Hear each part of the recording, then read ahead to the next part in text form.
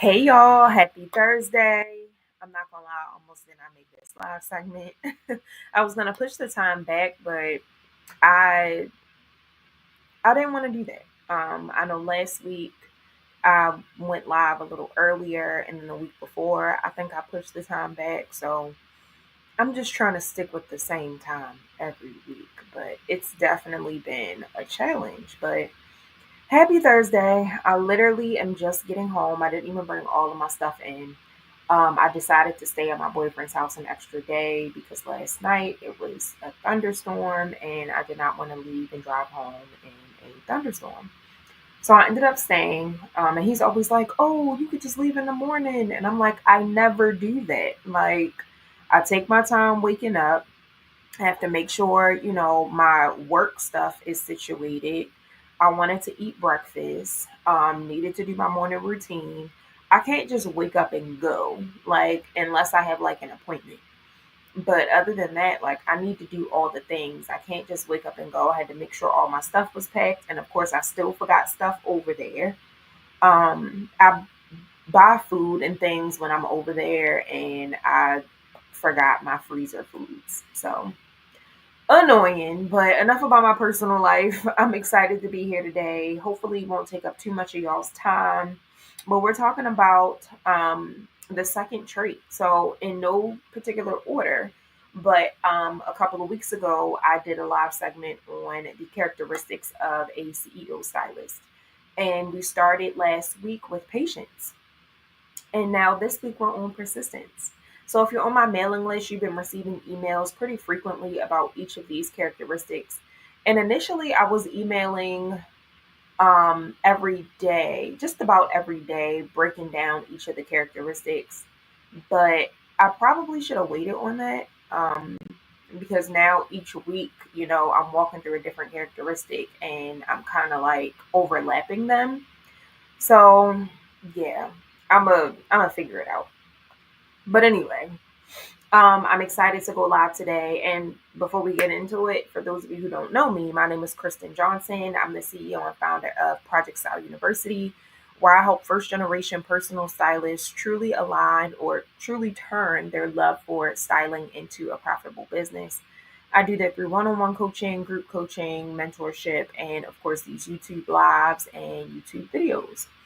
And I'm excited to get through today's live segment. So I want to say I have 4 speaking points, and I'm looking at my phone, of course, with my notes. And we're talking about persistence, y'all. So persistence is a big thing. It's a big thing and a big deal because let me sit up so y'all can see me. It's a big thing and a big deal because I feel like in today's world, people give up way easier than what we used to. We're so used to now, instant success, things happening quickly, things happening overnight. Especially with social media, we are watching everybody else do the things that we want to do, or watching everybody else become successful in the roles that we want to become successful in. And we think like, oh, I've been doing this for a month and it's not working. So I must need to go do something else. I've been doing this for 3 months and it's not working. So I must need to go do something, I must need to go do something else. Or I've been doing this for 3 years and it's still not working. So I must need to go do something else. Yo, you gotta give yourself time. You gotta give yourself grace. And you have to understand that in order for something to be successful, in order for you to be successful, you have to work hard at it. And you have to keep pushing and keep going no matter what. And it's so important to be persistent and, continue to follow up and continue to reach out and continue to put yourself out there because I'm pretty sure I said this before, but not everybody sees you the first time. Not everybody sees you the second time or the third time or even the fourth time. Sometimes it takes the fifth or sixth or even the seventh time for someone to really catch on to what it is that you're doing. And that's just normal. That's normal life. It's so many distractions nowadays, so many things on social media for people to look at and get distracted by. So you have to be comfortable with people not seeing you the first time around, and also being comfortable with continuing to repeat yourself and say some of the same things over and over again until people actually get it. So, point number one, why persistence is better than perfection. You don't have to have it all figured out to keep going. Most successful stylists didn't start with perfect branding, offers, or strategies. They just kept showing up. So I know y'all already know my style story. Started off as a blogger in 2013, transitioned into editorial styling in 2014, officially transitioned into personal styling in 2016, turned my personal styling hobby into an actual career in 2017 after securing my LLC. And since then, up until 2025, I've rebranded myself probably about 3 to 4 times. I've changed my title. I've changed the type of stylist that I was. I've changed my content, my messaging. My audience has shifted. I've evolved. I've shifted. My mindset has changed. So the thing about being an entrepreneur is that you have to understand that you have to evolve with time. You also have to evolve with your life. Like, there is no one person that I know that has been the same exact person for as long as I've known them. They may have some of the same characteristics. They may look the same, maybe a bit older, but we grow. The older we get, the more we grow, the more we know, the more we grow. And when you grow, your business grows. When you evolve, your business evolves. So, there's no such thing as perfection, honestly, truly. No matter who, you see or who you're looking at, nobody is perfect. And I feel like we're so used to, making sure things are perfect or they look a certain way before we put ourselves out there. But personally, I mean, I'm like that too. I get it. I like for things to be a certain way and to look a certain way when I am executing and when I am putting things out there. But most of the time, I enjoy watching my growth. Um, I when if you scroll back on my social media, my personal social media page on Instagram, I want to say I got an Instagram in 2012. And when I first got an Instagram, I was posting any and everything, random stuff. Um, and I pretty much deleted a lot of the 2012 content, which I kind of wish that I wouldn't have, but it is what it is. But the content that I saved is from the following year, 2013, which is so funny because that's the year where I actually started like getting into the fashion thing. And if you scroll all the way down and then slowly scroll up and see like how much I've changed, how much I've evolved, like that shows you that, growth is a thing, growth is real. And it just takes time for you to get to where you want to be. And everybody's journey and everybody's timing of their journey is 100% different. So you have to understand that if this is really what you're meant to do, if this is really what you're called to do, then you shouldn't allow like the challenges or the mishaps or any of the things that seem hard get in your way of that. That's all a part of the journey.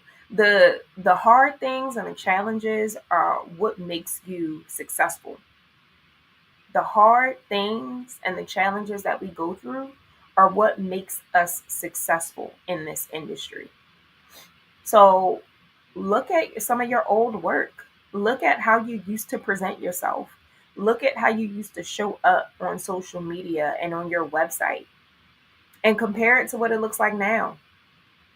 And you'll probably laugh because at this point, you are a lot older, a lot wiser. You're not saying some of the same things or doing a lot of the same things that you were doing back then.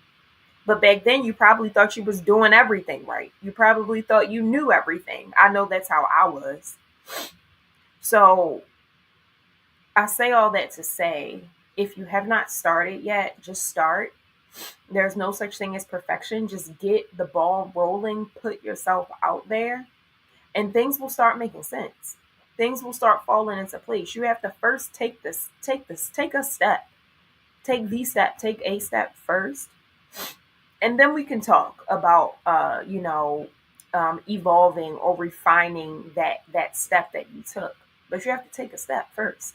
So for those of you who want to be in the personal styling industry or just the styling industry in general, and you're afraid, or you're scared, or you feel like you need a certain type of education, or you feel like you need to have styled a certain amount of clients, or you feel like you need to have all of these things under your belt before you get started, you don't. I started without any of that. I started with the blog, and then I started doing what I thought, I wanted to do in the styling industry, and found out within 3 years that that path was not the path that I was meant to go down. So when you take that next step, when you take that first step, you start to realize more things about yourself. But you have to take the step and you have to be persistent. So, point number 2, what it looks like to stay in the course or to stay the course. Persistence isn't always loud. And this is something that I had to learn. I was going to say the hard way, but I guess I could say that. I feel like with social media and how things are nowadays, we feel like we have to announce everything. And I think it's important to show the process. I think it's fun to show the process. I think showing the process holds you accountable as a business owner, as an entrepreneur. And it also gives people a real life insight into what it looks like to do what you do, which I think people love and enjoy watching. But sometimes, not everything, and some things just don't need to be talked about. When you're following up with people and you're wanting to, work with someone and you're being persistent with reaching out and things like that, like, you don't need to say, I followed up with this person 5 times. Now I'm going to follow up again. Like, it's just all the behind the scenes administrative stuff. I don't know why my face is itchy right now. My apologies. But some things just don't need to be said. Sometimes it's simply sending a follow up email, posting the content when no one's engaging, or repitching your services after a no. And it's hard. It's hard to keep going if you hear a no. It's hard to keep posting and keep sharing content if you feel as though no one's liking it and no one's engaging. People don't always engage with my content. People don't always like my content. If you look at my business Instagram, even my business, people kind of engage with my content on LinkedIn. I mean, they do most of the time, but sometimes I don't always get likes or I don't always get engagement on my business content. And I'm okay with that. If the content is good, if it's valuable, if it represents you in the best way possible, then it doesn't matter if people like it or not.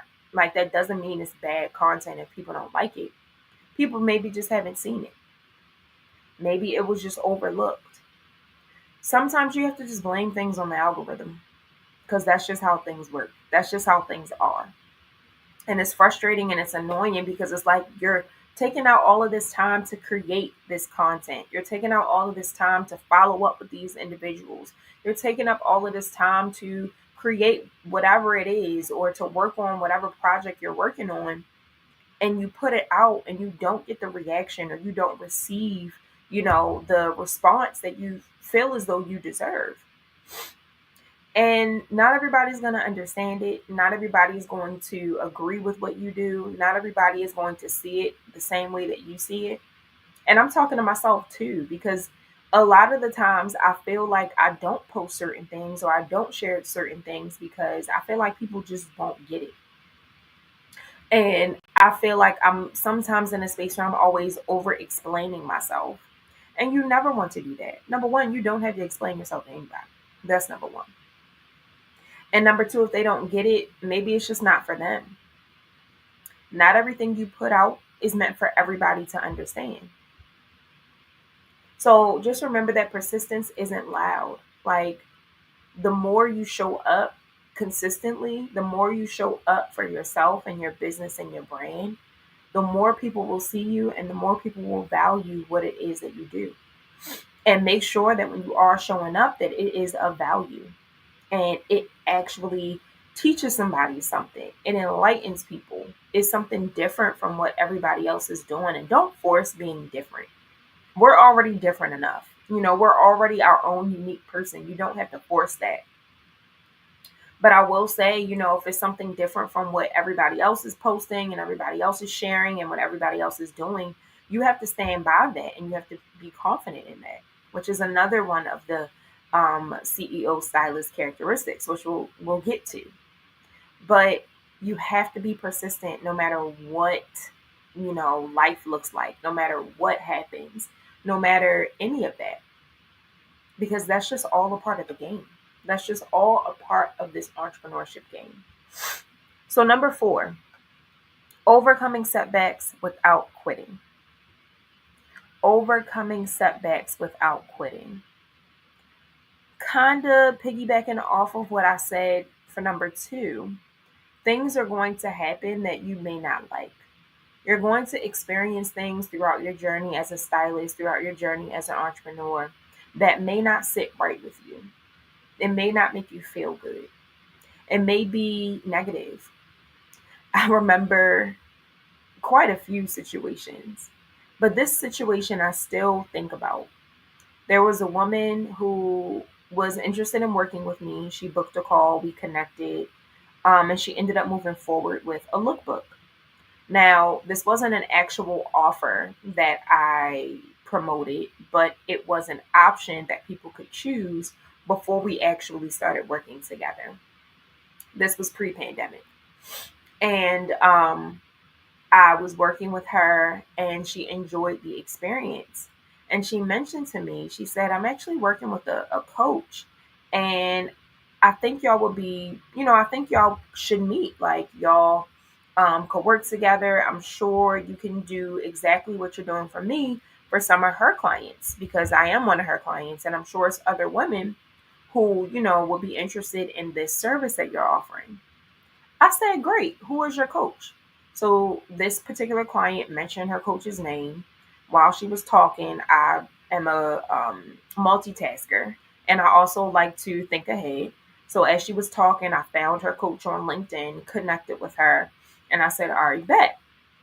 So on my own time, I decided to reach out to her coach and set up some time to connect. I mentioned my client. I said, hey, one of my clients is one of your clients. She mentioned we should connect. So I wanted to reach out. So I reached out. And initially my thought was, oh, we can partner. I'm sure your clients need what it is that I'm offering. And I'm sure some of my clients may need what it is that you're offering. Let's talk about it. And the woman didn't receive it. She felt as though, oh, you're just connecting with me to work with my clients. Like, you need to be more genuine than that. And this isn't what she said, but this is kind of along the lines of, what she was getting to. And I was confused. I'm like, well, okay, like I'm not trying to step on anybody's toes. I just figured we could partner and, we can uh, you know, build up each other's networks or share each other's networks since we work with some of the same types of people. And she just didn't receive it in that way. So I'm assuming she went back and told her client, who was also my client, and the client reached out to me via email and was very, I don't want to say nasty or rude, but was basically like, oh, I told you I would connect you with her. You did not have to go behind my back and connect with her on your own. She didn't really, just all of these things. And I'm still sitting there like, huh? Okay. You you suggested that we connect, so I took it upon myself to connect myself with her. Why do I need to wait on you to connect me with her? One, and two, the fact that she went back and told you that is very odd. We're grown adults. So situations like that literally had to I was so like amped up and confused and not really understanding why any of this negative why any of these negative emotions were even happening right now and why this exchange, this email exchange was even happening. And thankfully, I have an older sister. We're 9 years apart. So she's basically my mother. And I reached out to her for some wise counsel, and she helped me to craft email responses back to this woman. And obviously, I never worked with the woman again, and I never actually was able to work with her coach, which is fine. Like, it's okay if y'all feel that strongly about connections and networks, and acting like I can't connect with y'all and y'all's network, whatever. But I just was very confused. And you'll probably experience, if you have not already, um, challenges like that, where they honestly, people see your light and they see what you have to offer and they like it and they love it. And they're either jealous or they just don't, I don't know. They're just weird individuals. And there have been quite a few instances where I had to respond to either confusing emails or just misunderstandings of what was even happening. And when things like that happen, as an entrepreneur, as a business owner, as a stylist specifically, a lot of the times you feel like it's your fault. You're like, dang, maybe I shouldn't have reached out. Maybe I shouldn't have done this. Maybe I shouldn't have done that. But it's like, no, like I wasn't being rude. I wasn't stepping out of, I wasn't stepping on anybody's toes. At least I didn't believe that I was. I didn't do anything wrong. They just wanted to make it seem like, I was doing something wrong and wanted a reason for us to not work together. I don't know. But I got paid for my time, so it is what it is, and we move on. But you'll remember certain situations like that. And it is interesting because, of course, throughout my journey, throughout your journey, there are going to be a lot of great things, a lot of good things that happen. And then there are going to be some annoying, irritating, challenging things that happen. But the good always outweighs the bad. But sometimes we remember most of the bad things more than the good things. So try your best to not hold on to those negative situations and those challenges that you may go through as a business owner or as a stylist, um, and just use it as an opportunity for growth. So, and you overcome it. Every stylist hits a wall, but persistence means learning how to rest and not quit. So, even if it's not dealing with clients, you may get to a point in your business where you're not getting any clients. I know I feel like I'm experiencing that and have experienced that a lot in the past. Some seasons I'm getting a ton of clients consistently, and other seasons it's crickets. And it makes you think to yourself, like, am I doing something wrong? Like, could I be doing more? And I feel like maybe it could be something that you could be doing more of. Maybe it could be something that you could be doing less of. But don't ever beat yourself up when a setback happens. You're going to overcome it. You're going to get to the other side. But you have to realize that we all go through things for a very, very, very specific reason. And it doesn't always make sense when we're going through it, but it does make sense later in life. And it's just a matter of working through it, giving yourself grace, praying through it, having faith that this season or this chapter that you're in is only temporary, and that you'll get through the opportunity. You'll get through the phase that you're currently in. So you have to overcome those setbacks, and you do that with persistence. You just keep trying, you keep going no matter what. And last but not least, how to build daily habits that strengthen your persistence muscle. So, when it comes to things like this, when it comes to dealing with challenges and just being persistent, similar to what I previously said, when I go through challenges and when I go through things in my business, a lot of the times, most of the time, it leads me to growing my faith. It leads me back to God because it's like, okay, I'm running this business. It feels like I'm running it sometimes by myself. I'm a solopreneur. I don't have a team. It's just me. And you can only do but so much in your own strength. And honestly, God is the one that gives you that strength, right? So he has to be the one to refuel you. He has to be the one to point you in the right direction, guide you in the right direction, give you the tools, give you the resources that you need to keep going. Because if we only depended on ourselves to keep going, honestly, I probably wouldn't be here. But God, leaning in on my faith and leaning in on God has really helped me to continue showing up, regardless of what happened in the past, regardless of what I may be currently going through right now. He is the one that is refueling me and helping me to show up every single day. So some habits that strengthen my persistence: journaling. I journal mostly every morning and every evening. If I don't do it in the morning, I'll do it in the evening. If I don't do it in the evening, I'll do it in the morning. And just talking through my thoughts, talking through how my day went, talking through what I want to accomplish in this particular day, praying, fasting. So, fasting from food, fasting from social media, fasting from drinking, smoking, whatever it is I need to fast from, that will help me to clear my mind and clear my thoughts, and tap in with the Holy Spirit. And fasting isn't just like sitting back and like, not eating or starving yourself.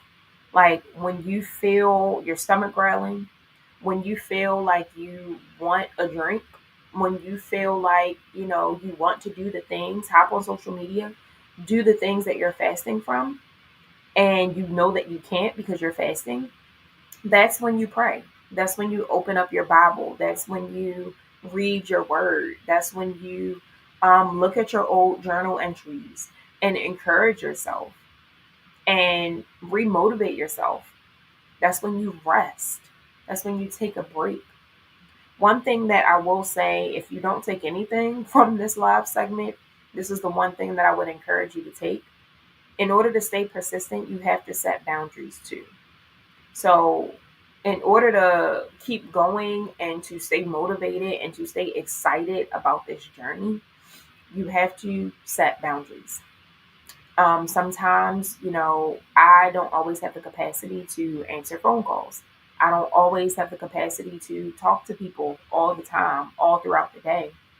So typically, my work day is from 9 to 6, mostly 10 to 6, to be honest with you.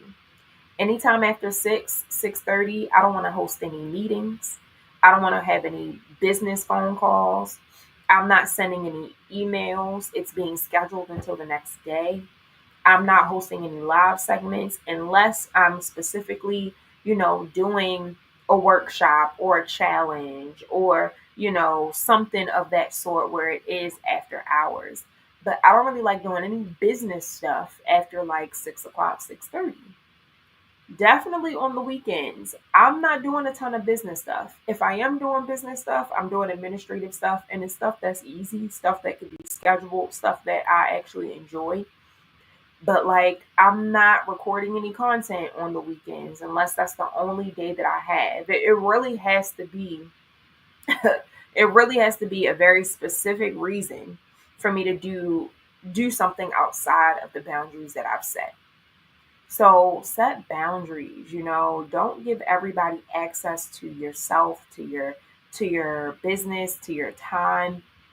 Everybody shouldn't be able to schedule calls with you at any and every time. You should have specific availability for specific things, so set boundaries, pray, fast, read the Bible, um, read Bible plans, journal, hang out with family, hang out with friends, do something outside of work that you actually enjoy doing. Don't think about work, travel. All of those things for me has helped me to remain persistent and are habits that I've had to turn into a habit in order to remain persistent. So I hope this live segment was helpful. I hope this topic was helpful. Let me know if you have any questions in the comments. If you watch the replay later today and you have questions, do not hesitate to drop them below. My YouTube notifications are on. So I'm always ready to respond to anything, any comment that I get. But I am thankful for y'all for tuning in with me, and I will talk to y'all next week. Bye.